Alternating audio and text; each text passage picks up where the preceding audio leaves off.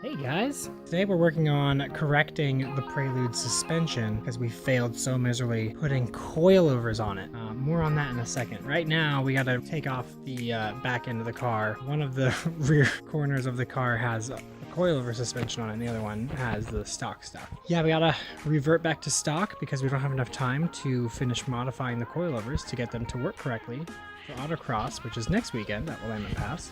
Super excited about it, except it's stressful because we're trying to get the Prelude ready. So yeah, let me show you something really quick. So you can't see it, but the front is on coilovers. It's lowered 2 inches, but the car's like halfway jacked up. We'll look at the ride height more in a second. So the reason why the coilovers failed was because we weren't finding shit for the Prelude in the aftermarket because it's a 3rd gen Prelude and no one fucking makes parts for 3rd gen Preludes. When we were looking up how to get 13-inch rims to fit on the Prelude for the racing tires and racing rims, we heard a rumor that Civic front brakes would fit on the Prelude and that's how you could get 13s to fit. With that mentality, we were like, oh, well, if Civic brakes work, well, everything else, Civic suspension looks just like the connecting stuff for Prelude suspension, like how it connects to the hub and everything. So we ordered Civic coilovers, which were like $320, free shipping. They even came early. And they look really nice too. The front, what we had to do, because we suck when we ordered the coilovers, the part of the coilover that attaches to the car on a Civic has 2 bolts, but a Prelude is 3. So we had to take apart the coilover and take apart the Prelude's front suspension and change the top hats, which wasn't that bad. It was pretty straightforward, and it's reversible. If we decided that the coilovers weren't going to work, we could totally reverse it and then go back to the stock suspension, and everything was going to be fine. I'll show you a picture of that. By the way, it has hood pins now, thanks to me.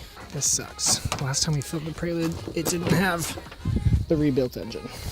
So Prelude suspension has 3 bolts and 3 holes, and Civic stuff, whereas this is how the coilovers came for a Civic, which only has 2 bolts. So we had to modify stock strut top mount things to get them to work. Also, to get the bottom part of the Civic coilover to work with the Prelude bottom part that attaches to the hub, I had to grind down a 1/4 inch the attaching that attaches to the hub. That was like an hour and a half of customizing to get the front to work, but then we were like, dude, worst is over because the back is going to bolt right up with no problems whatsoever.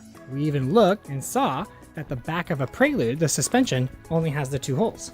See, rear suspension, only 2 holes, and the coilovers for a Civic have the 2 holes, as you can see right here. See that? 2 holes. Here's the thing. The space between the 2 holes is different by like a fair amount. We were like, fuck, we have to do the same trick again where we modify the top hat. So we go to push the bushing out of the top hat and it doesn't just pop out like the front did. So we ended up destroying the rear passenger strut, the top hat on it, to get it to work with the coilover. So then, after a ton of grinding and drilling and stuff, because we weren't using measuring tools, so we were just eyeballing everything and we screwed it up, this is what it turned out looking like. Yeah. Now you see 4 holes in what looks like the top hat of a Prelude.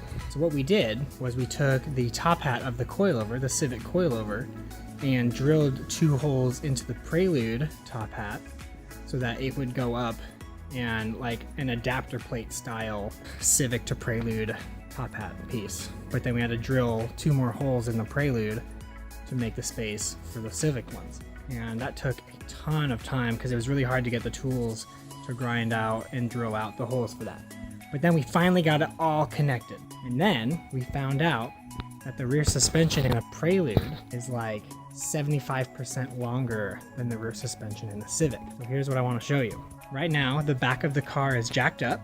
We have the Civic coilover extended all the way that we can. It still has between like 1/2 inch and 1 inch worth of threads holding the strut together so that it doesn't just fall apart and explode and kill somebody. But this is what the rear suspension with the Civic coilover looks like right now, all the way extended out.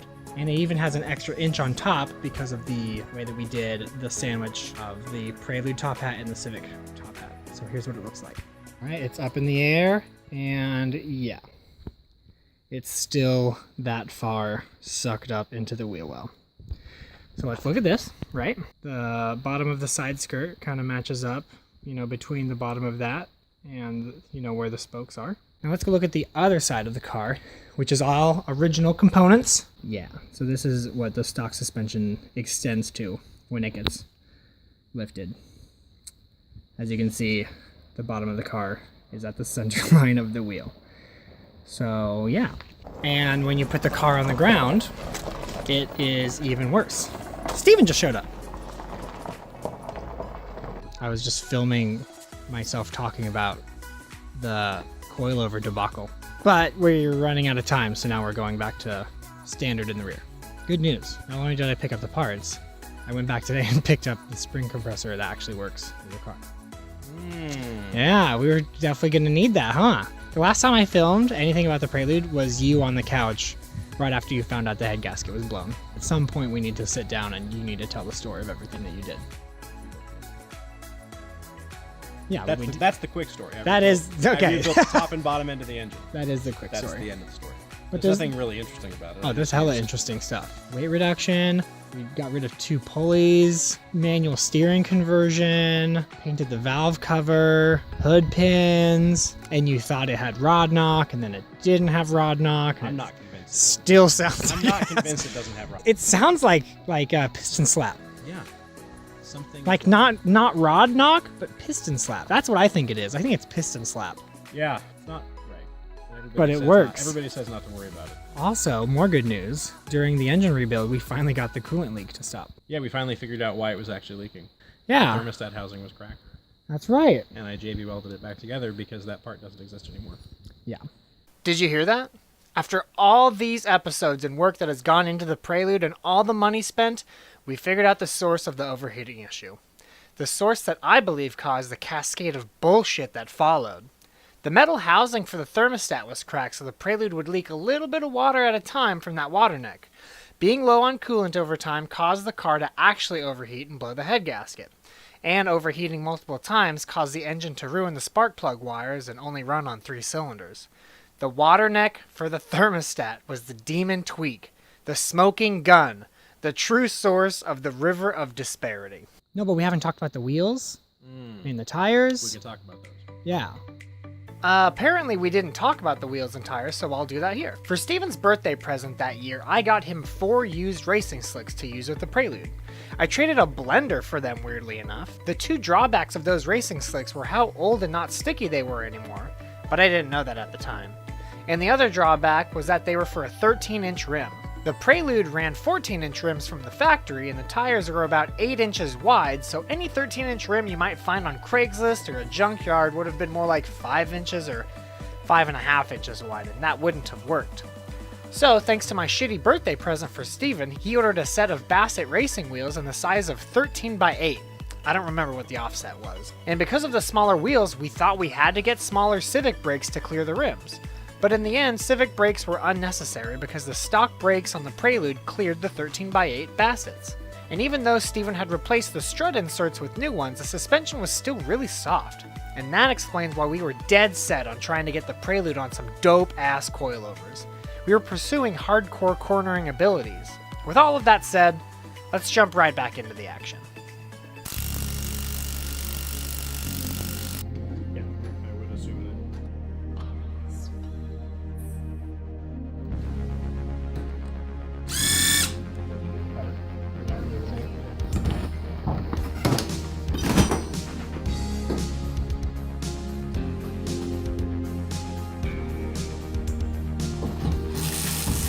Steven, how do you feel? It's like a race car. It looks pretty damn good. Yeah. Those are magnets for the people at home. You know how your seatbelt's connected to the door? Yeah. And you know how, like, if you crash, the door staying closed is important to your safety? Well, it's closed. That's as much as it closes down? Because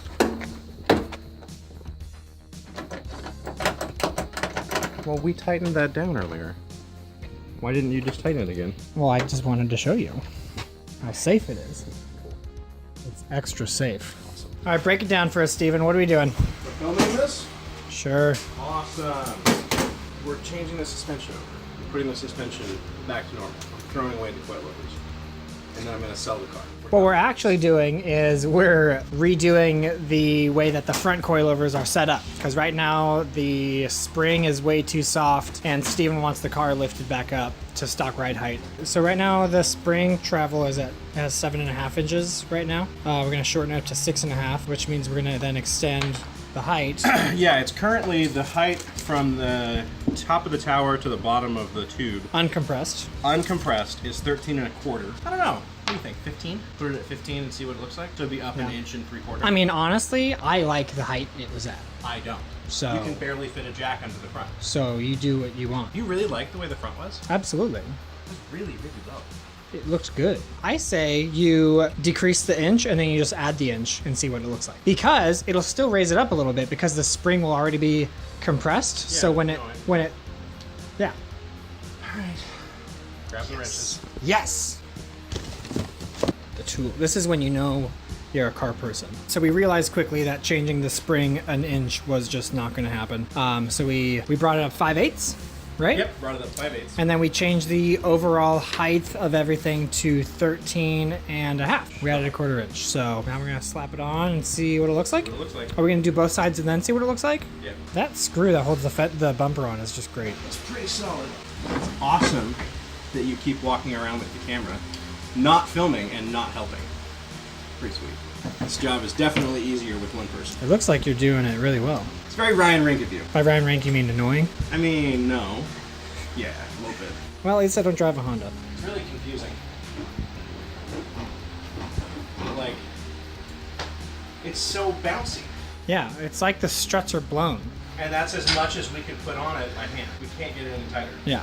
What was it, 5/8 that we compressed the spring? The car is sitting at exactly stock ride height. Probably confusing us because these aren't the correct coilovers for the car. So it's possible that that's why you don't get much drop. So we're going to have to lower them all the way because that'll give us, what, a 1/2 inch drop? Stock was 26 and there's 1/2 inch left in it.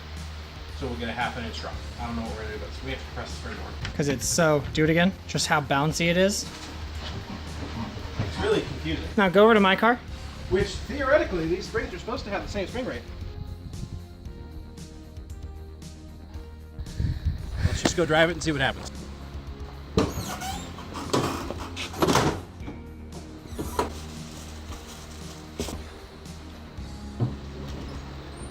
Fix. All right, bump. Comfy. Comfy's not what we're going for, I think it's more comfortable than it was on everything stock. but now it has more street cred. No, it doesn't. No? It has negative street cred because we spent money and time on coilovers that don't work. They don't do coilovery things. Really? Which, isn't this car heavier, like a lot heavier than a Civic? Shouldn't it like be more compressed? I would think. Dude, we don't know what's happening. Check engine light's back. Check engine light is back. That is the only thing I know for sure right now, is this is not what I want it to feel like. Right. Oh, another thing we did during the rebuild was we got rid of the heater core, or we bypassed it. We bypassed the heater. Yeah, it doesn't have a heater. I forgot about that.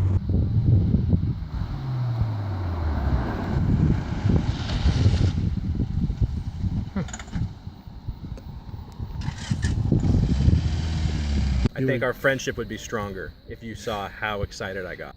The moment I remembered that I have pop-ups, this is the only car I've ever owned that has had pop-ups. Is that true? Yes. You own pop-ups. I own pop-ups. I own a lot of pop-ups. And just like that, we have the end of another episode of the Prelude origin story. In the next episode, we will actually make it to the very end of the Prelude origin story with episode 7. If you're watching this in the playlist on YouTube, the next videos to play will be the 4-part series of Nor'Wester, where Steven and I take the Prelude on a 3-day, 750-mile off-road and on-road TSD rally competition. If you haven't seen those videos, I highly recommend it. They're great videos to watch, and it's basically the first videos we ever completed and released for the Car Foolery YouTube channel. But until I see you next time on episode 7, enjoy the Nor'Wester series that was filmed just 2 months after this video was, and thanks for watching.